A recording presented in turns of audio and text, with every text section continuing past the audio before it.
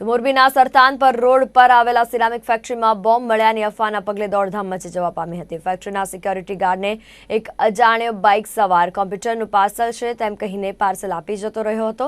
ત્યારબાદ પાર્સલ ખોલતા તેમાં સર્કિટ જેવી શંકાસ્પદ વસ્તુ મળી આવતા પોલીસ દોડતી થઈ।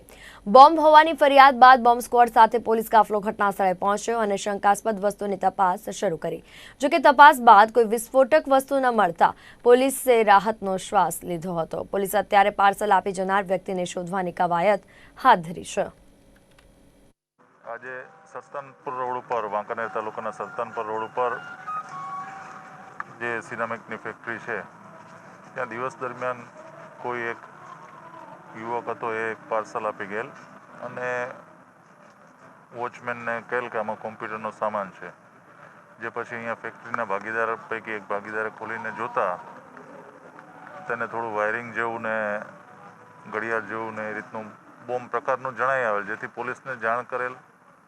પોલીસની અલગ અલગ ટીમો તાત્કાલિક સ્થળ ઉપર આવેલ, સાથે સાથે BDDSની ટીમને પણ બોલાવવામાં આવેલ અને BDDSની ટીમ દ્વારા આવી અને જે છે એને ચાર્જ કરી અને ચેક કરતા હાલ પ્રાથમિક તબક્કે BDDS ટીમના જણાવ્યા મુજબ આમાંથી કોઈ એક્સપ્લોઝિવ પદાર્થ મળી આવેલ નથી।